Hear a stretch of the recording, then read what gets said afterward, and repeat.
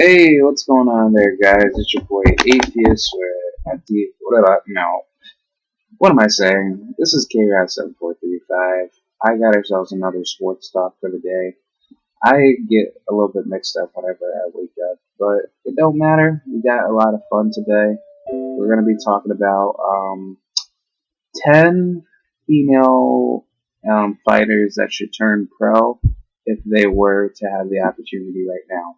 So basically, I'm a really big, boxing fan. Ever since Regina Halmich, all the way up until Manny Pacquiao, like you name it. John Duddy, um, just a whole bunch of fighters that have ranged into being a great asset in the boxing world. But it's kind of difficult when you see it in the amateur world because a lot of people think an amateur, it's not that tough. It's just not that good, and people want to see them turn pro because at least with that, we have a better chance of seeing them grow as a fighter.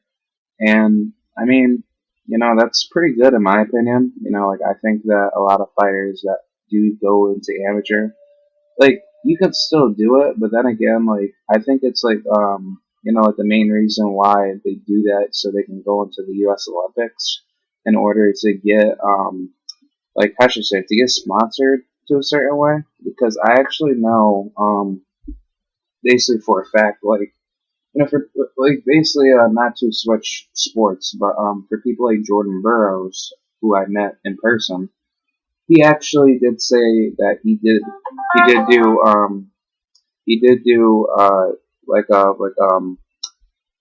basically wrestling to compete in the U.S. Olympics or at the World Olympics to get his money through competition like that. So technically he could go MMA if he wanted to, but he decides not to. He'd rather just wait for the U.S. Olympics, which I don't think that's really a smart idea because like you're waiting like every 4 years to like get into the preliminaries, and then if you lose, and who knows if you'd be able to win, like the actual whole thing. But then again, you're still getting paid. A lot of people are giving you what you want. So I mean, it's good to a certain degree, but I think like for wrestling wise, there should be a pro like there should be a professional, wrestling league where people can go to folk style matches or Greco-Roman and things of that nature, so people don't have to be bored from UFC. Not saying UFC is boring. I love Conor McGregor, but let's get into today's fighters. I have 10 possible fighters that could be good for pro. Like it's kind of like a little bit tricky to get down all these fighters as it's really difficult to know who would be good for that type of job. Or no, not job, just their career, like most fighters, when they really get into their first fight, it's either a win-loss type thing, and then it's like more confidence, a base level, um, you know, so let's get right into it. I think, for the first one, Um, let's talk about this person. She's really good. I think she has a really good stand up. Her name is Michaela Mayer. She's a really good fighter. She's very talented. She has a really good base with her striking like ability. She's very determined whenever she comes into a combo set, and no, like I want to say that she's very persistent, and I think that she would fit very well. Because she's very tall, she can really move out and space out like the ring more. If she wanted to, tire out her opponents to win easier, and she has a lot of like endurance, so I think that would really fit into her criteria. And I think with her fighting, more fighters that come along with the way, because like that's the bigger problem in female boxing today versus with how it was back then. Which I'm pretty sure today they're growing every now and then. But basically, the thing is that with them is that they have not too many people in their weight class to represent like the same weight for them to fight, and that makes it a lot more difficult because you're seeing a lot of you know like you're seeing like a lot of fighters that don't have like the same, like how should I say it? Like they don't have like the same build with them. And I mean, like it's good and all, but I mean, like I think it's kind of bad because it's not really giving anybody like the chance to actually do what they want to do and trying to set up a fight. But I mean, like I think like that's how most fights need to be set. Like you need to rebuild like the roster, and then again you need to pay them more. Like I don't think the wage cap is real at all. But I think when you really look at it, there's a lot of girls that can fight, and let me tell you, like I feel like yes, girls like Heather Hardy should be getting paid like over 20 million for a fight, or even like 100 million. Like I don't care. I think that's like the bigger picture because we're not really sponsoring them as big because we've been doing that for years, and that hasn't really benefited the boxing community because these girls have beaten out, many girls, and they're actually even tough enough to even compete up against guys like.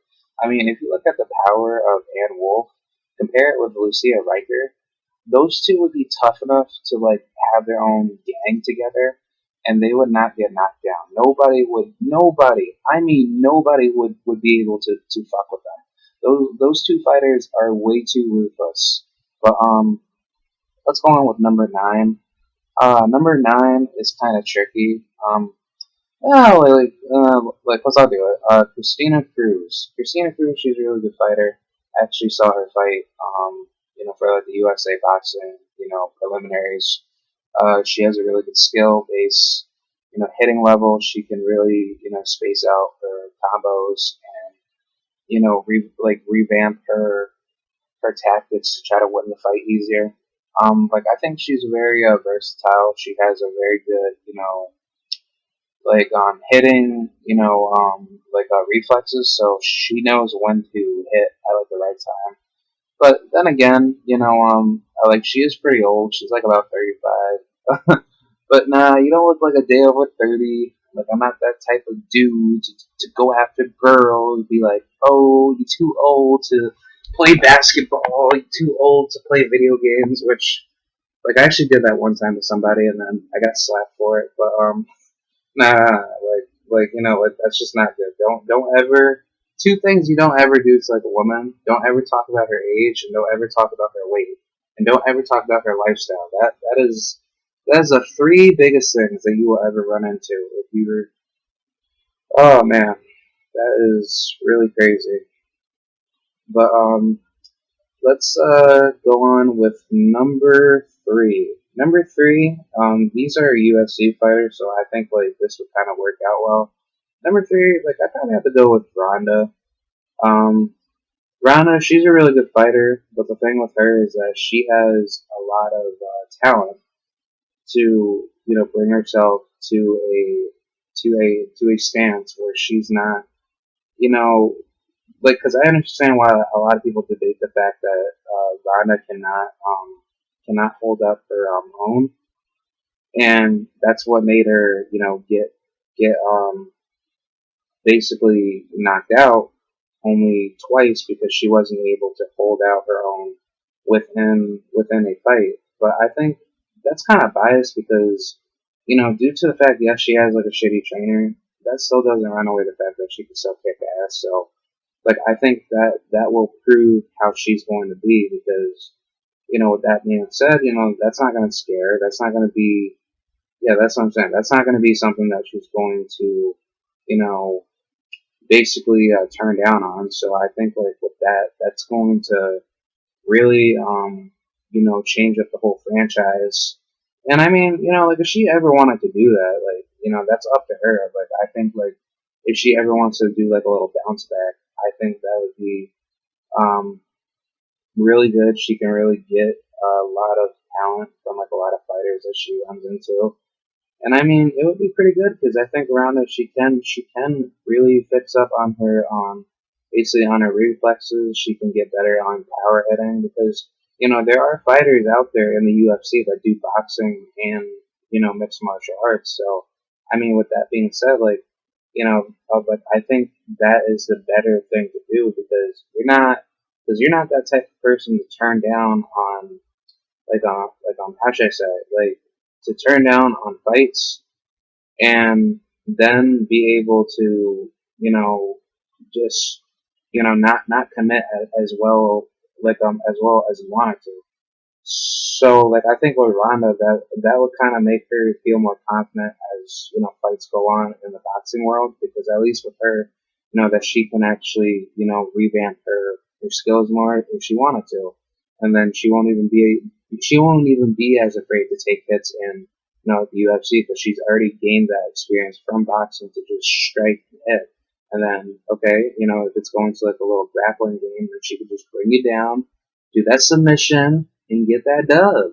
But no, Ronda, she is very tough, and I think that with her, that she's just taking like a little break, and I think like for her to benefit her a little bit better, like I think taking that stance in boxing would really boost up her morality more, and she doesn't have to feel as basically she doesn't have to feel as less confident whenever she runs into like another fight. So that's let's see, Ronda, Michaela, yeah, alright, Ronda, Michaela, and, I mean, who was it? Alright, I think I'm at 3. Let's go with number 4. Number 4, we'll go with Iman Barlow. She's actually the coolest person ever. I actually talk with her on that IG, I don't be chatting like a weirdo, but, I be giving out that, respect, you already know what it is, but, nah, she's a really good fighter. She's a Muay Thai fighter. She fights on Envision, so that's like a brand new TV segment for Muay Thai fighting. She's very strong. She has a very good speed hitting like ability. Her talents are very good. Like I actually basically seen her fight. On YouTube, she has a very good striking like ability.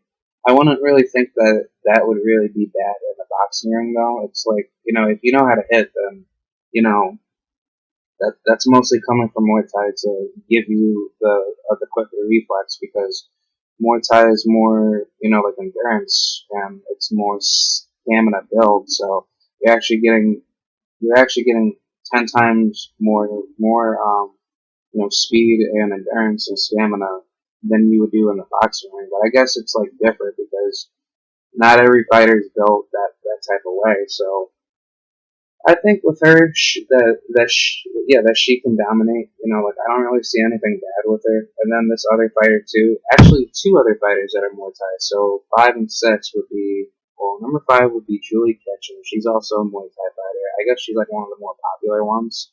And I think that would work for her. She's really tall. She kind of has a very hard hit when it comes down to like a striking blow. So I mean, it would be pretty good. But then again, that's why when it comes down to like low blows, a lot of refs don't really like approve of that.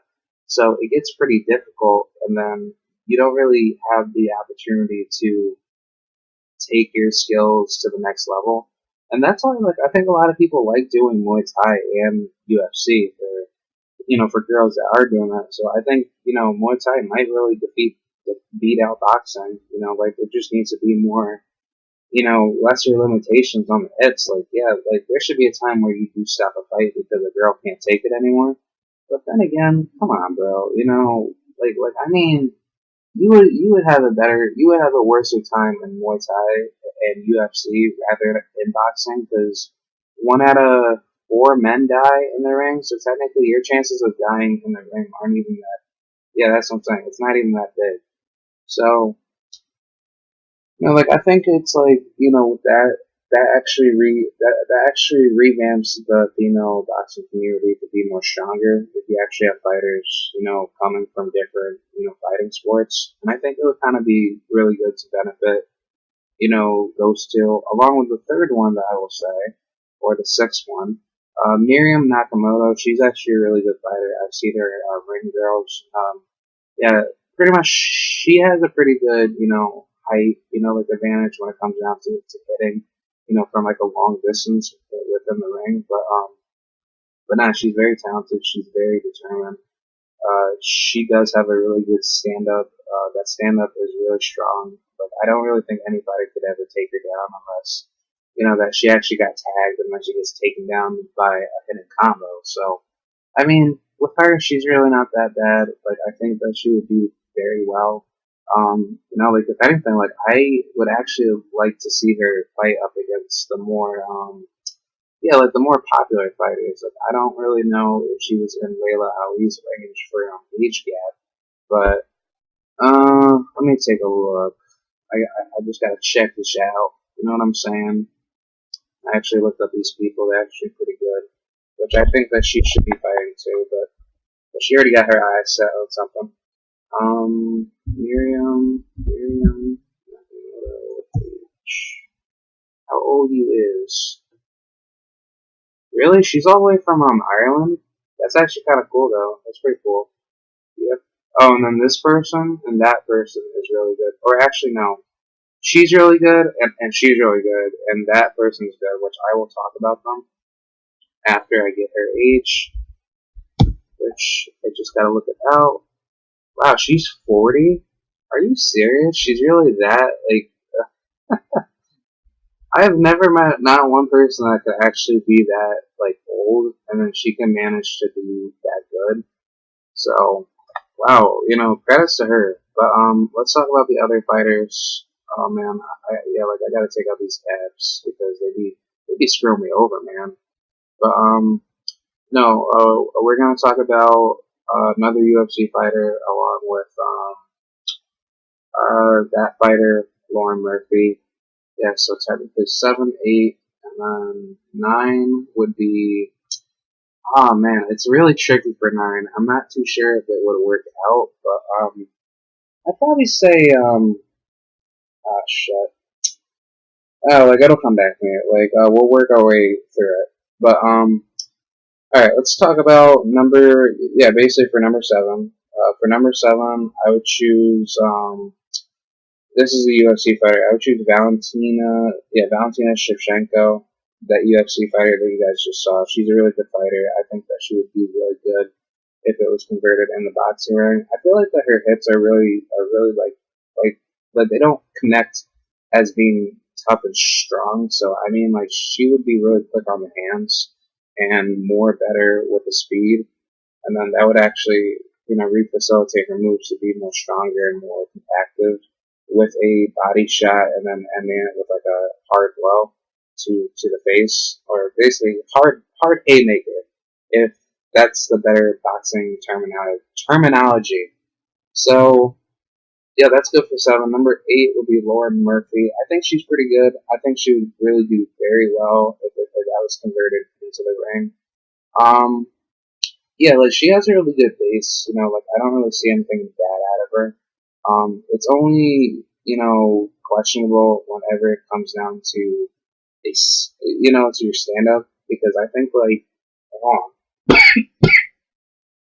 Oh, yeah, but I think to her stand-up, it's kind of difficult because, a lot of girls who tend to, get tagged tend to go through a little bit of a, disbalance within the fight, and I think, like, with plenty of girls who are shorter could probably end up falling down more, because I don't know, it's kind of weird, because everybody says height matters in boxing or whatsoever, but I don't really think so. If you could take hits and you could start knocking people out, then hey, good for you. You can do all that. So Lauren's number 8, number 9. This person, I actually looked into her. She's actually pretty good. Her name is Jajaria Gonzalez. Yes, that is the coolest, beautiful Mexican name I've ever heard in the name of Hispanics. But, in Puerto Ricans we trust.com. So, I mean, if I was any other nationality, and if I wasn't even from here, I probably want to be like, man, I don't even know. I want to say either Peruvian or probably be like Honduran. I don't know. Like, it doesn't matter to me. Like, I probably have fun with wherever I'm from. But No, you know, with her, she's a really good fighter. I'd say that she's very, how should I say, she's very determined. You know, with her, she definitely has a really good, you know, future with what she's doing. You know, like it's good that she's taking, three, U.S. Gold, amateur titles, or three gold medals. So, with that being said, she is a beast, and she has a very good, you know, future like ahead of her. Like I think with, you know, how most people should really see it. Or wait, actually no, she's a youth. Wait, hold on. She's a three-time amateur world champ. She's a youth Olympic gold medalist. So that pretty much explains everything. So my bad on that. Man, I always screw up. Like what? Like basically, at what time do I not say something right, and then I have to go back and actually reiterate what I have to say? That is like the biggest problem. No, that's the biggest L I will be taking in sports. So if you guys see me right up on the flip side, I'm not speaking too right because I got myself screwed over in these talks, man. Alright, so for the final one, I don't know if she actually did boxing, but I'll just throw her in there. Gina Carano. She was more of a mixed martial arts fighter, and then she was a good movie actor, so I loved her. Undisputed 2, I want to say. Yeah, it had to be Undisputed 2 with Michael J. White, which she was busting niggas' asses. No, wait. Blood and Bone. Yeah, Blood and Bone. What the fuck am I saying? Damn, I'm just people just know, like, you know, when you say something, you just have to go back and correct it because you cannot let anybody try to throw you down because that is like by far like the number one goal because if you don't do that, you are screwed. But yeah, guys, that's pretty much my top 10 fighters. Let me know who's your top 10 fighters. I think that, you know, with all these new fighters, like, you know, Francine Cruz, Katie Taylor, Clarissa Shields, a whole bunch of fighters that will be coming later on into the picture, I think that these fighters should really have a bigger, you know, union of basically having more female fighters in there. And I mean, you know, it's actually kind of getting big for like the Middle East too, as you know, women from Afghanistan and Pakistan are training to, I guess, fight, you know, professional. Which I think that should be a racism talk video because I think that that actually is a really big dividend and how, you know, like the Muslim lifestyle really affects like the more modern westernized lifestyle. But that'll be something I'll do in my next video. I appreciate you guys watching this video. More content coming out in the future. I'll talk to you guys later, and peace.